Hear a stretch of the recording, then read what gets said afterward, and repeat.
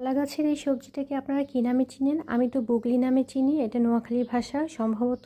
তো এটাই আজকে আমি রান্না করব। আমি এখানে ১ কাপ পরিমাণ খেসারির ডাল পানিতে সেদ্ধ করতে দিয়ে দিলাম। সেখানে আমি অনেকটা পরিমাণ কাঁচামরিচ, যেহেতু আমি কাঁচামরিচের ঝালটাই বেশি খাই, গুঁড়ো মরিচ খুবই অল্প পরিমাণে দিয়েছি, খুবই সাধারণ উপকরণ। সেই সাথে আমি পরিমাণ মতো হলুদ গুঁড়ো, লবণ এবং দিয়েছি আমি রসুন বাটা, সেই সাথে কাঁচা পেঁয়াজও দিয়েছি। আর এই যে কলা গাছের এই বগলিটা কুচি কুচি করে নেয়, একদমই পাতলা স্লাইস করে এটাও দিয়ে দিলাম। যখন বেশ খানিকটা সেদ্ধ হয়ে গেল, সেদ্ধ হওয়ার এই পর্যায়ে আমি আজকে কলমি শাক দিয়েছি। অন্যান্য দিন আমি পাট শাক, সেই সাথে অন্যান্য শাকও দিয়ে থাকি, থানকুনির পাতাও দিয়ে থাকি। আজকে আমার কাছে কলমি শাকটা অ্যাভেলেবেল ছিল, আজকে আমি কলমি শাকটা দিয়েছি। তো এই যে খেসারির ডাল দিয়ে কলমি শাক দিয়ে কলা গাছের এই সবজিটা বুগলি রান্না করা অসম্ভব স্বাদ হয়, আপনারা কিন্তু খেয়ে দেখবেন।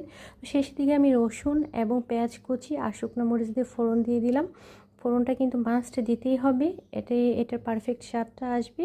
এটা কিন্তু শরীরের জন্য খুবই ভালো, খুবই সিম্পল। আর এই যে আমি ধনিয়া পাতা দিয়ে দিলাম, এই জায়গায় কিন্তু আপনার থানকুনির পাতাও দিতে পারেন।